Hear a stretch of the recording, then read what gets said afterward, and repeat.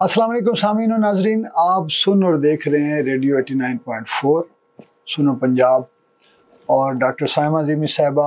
हमारा आज 7वां प्रोग्राम है इनके साथ। और इसके अलावा यहाँ से आप हमारी रमज़ान ट्रांसमिशन में देख रहे हैं उलमाए कराम के खुतबात, बंदो नसा, रोज़े के हवाले से क्या क्या अहकामात हैं। इसी तरह आप नातें सुन रहे हैं, आप यानी कि नात खां भी हमारे एक से एक खूबसूरत सुरीला नात खां आपके सामने पेश कर रहा है और हमारे जो शोराए कराम हैं उनकी नातें भी आप समाअत फरमा रहे हैं। तो दरमियान में डॉक्टर साहबा जो है, इनकी मेहरबानी है कि ये तशरीफ़ लाती हैं और हमें हर रोज़ एक छोटा सा प्रोग्राम देती हैं, जिसकी वजह से हमें जो फ़ीडबैक है वो तो अच्छा मिल ही रहा है। और यकीनन आप जब ये देख के हमें फ़ीडबैक देंगे अपने कमेंट्स के ज़रिए, लाइक और शेयर के ज़रिए, तो हमारी और मज़ीद हौसला अफजाई होगी। आज का प्रोग्राम ये है कि रोज़ेदारों के लिए क्या ज़रूरी है। वैसे तो आम ज़िंदगी में मैं तो अब कायल हो गया हूँ इस बात का कि ज़िंदगी में हमें बहुत सारी चीज़ें नहीं खानी चाहिए, तर्क कर देनी चाहिए।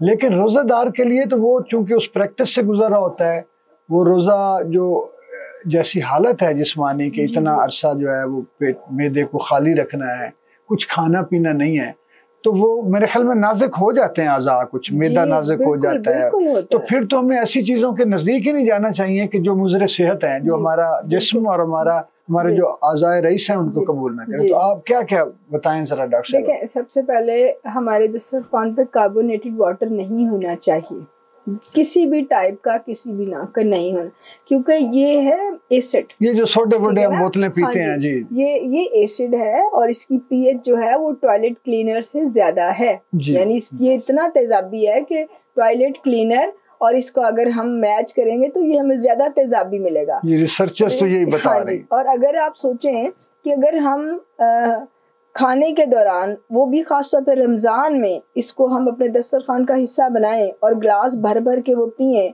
तो आप सोचें कि हमारे स्टमक का क्या हाल होगा, क्योंकि पहले सारा दिन वो खाली पेट रहे हैं हम, और डायरेक्ट जब हमने वो डाला है स्टमक में और या खाने के दौरान, तो कोई विटामिन आपको नहीं मिलेगा। ये इसमें फास्फोरिक एसिड होता है, मेटल्स होते हैं, और ये सारे हमारी ज़हनी सेहत को, हमारी गट हेल्थ को, हमारी सारी जो बाकी किडनीज को बहुत बैड इसके असरात इसके बैड इफेक्ट्स आते हैं किडनीज पे, ठीक है ना। तो हमें सारे अपने ऑर्गन्स को बचाने के लिए सबसे पहले तो कार्बोनेटेड वाटर को हमें अपने दस्तरखान में इंक्लूड नहीं करना चाहिए इतनी देर रोज़ा रखने के बाद, खाली पेट रहने के बाद, ठीक है ना, वो नहीं। फिर उसके बाद हमें जो हमारे जितनी भी बेकरी आइटम्स हैं, ठीक है ना, अब आप देखें ना, हमें अंदाज़ा, बल्कि अब जो बनाते हैं उन सबको पता होगा कि जब खमीर लगता है मैदे में, मैदा बजाते खुद, रिफाइंड फ्लोर बजाते खुद गट हेल्थ को सत्यानाश कर देता है। लेकिन जब उसमें खमीर लगा के हम पिज़्ज़ाज और बर्गर्स और ये चीज़ें बनाते हैं तो वो और पॉइजनड हो जाता है। अगर वो जो खमीर लगाने की जो जितनी भी चीज़ें मिलती हैं, अगर आप उसका एनालिसिस करें तो आपको पॉइजन से कम नहीं नज़र मिलेंगी, उसकी सारी केमिस्ट्री जिससे वो सारा बनता है, ठीक है। वो उसके बाद उस पर जो चीज़ लगी होती है, जिसको हम बड़ा खुश होके और समझते हैं ये कमाल है, ये चीज़ें, वो सब एक समझ लें कि केमिकल का कॉम्बिनेशन है। वो बेकरी आइटम्स जो हैं वो नहीं होनी चाहिए हमारे दस्तरखान पे। कार्बोनेटेड वाटर नहीं होना चाहिए रमज़ान में खास तौर पे।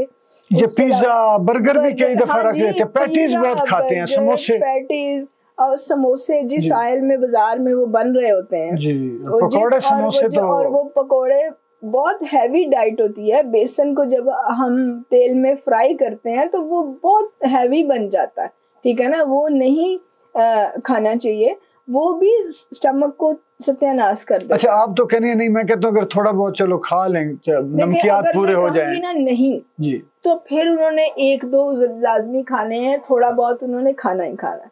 अगर कह देंगे ना 1-2 खा लें तो समझ लें कि उन्होंने पूरा खाना है, ये तो तय है। इसलिए आप प्लीज इस तरफ ना आए। नमकियात पूरे होंगे, जो हमने जो पहले खजूर खाई है उसमें नमकियात होते हैं, पानी पिया है, फिर उसके बाद हमने शक्कर का शरबत और उसके अंदर वो फाइबर सारा डला हुआ है इसबगोल की शक्ल में, और दूसरा तो बलंगा की शक्ल में डला हुआ है। फिर उसके बाद हमने फ्रूट्स खाए हैं, उसमें मिनरल्स हैं, वाइटामिन हैं। सब्जियां, सलाद की एक प्लेट खाएं, उसमें वाइटामिन मिनरल्स हैं। फिर रोटी सालन खाएं, उसमें भी आपको सारी एनर्जी मिल जाएगी। आपने पकौड़े से कौन से मिनरल्स और वो लेने हैं, और कौन सी आपने नमकियात पकौड़े में से, और खास तौर पे बाजारी तेल वाले तो भरोसा तो रहा नहीं किसी पे।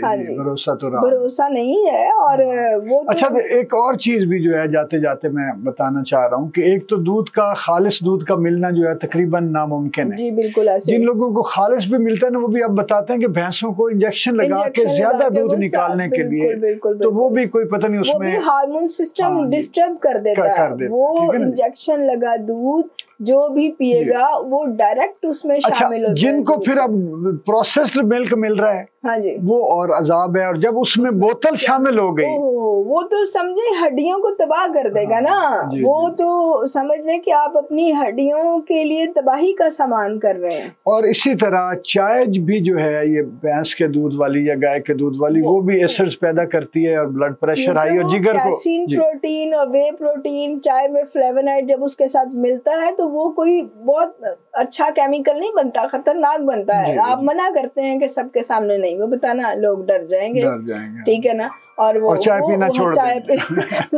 और वो बताते खुद एक बहुत ज्यादा कोई अच्छी चीज नहीं है। वो दिमाग ज़हनी खुश्की पैदा करता है। इस आज के प्रोग्राम में हमने अपने सामीन और नाज़रीन को बताया कि आपने क्या नहीं खाना। जी, अगले प्रोग्राम में भी कोई ना कोई अच्छी बात लेके आपके पास आएंगे। आज के प्रोग्राम से इजाजत दीजिए। डॉक्टर साइमा अज़ीमी साहबा को भी और मुझे भी अल्लाह हाफ़िज़।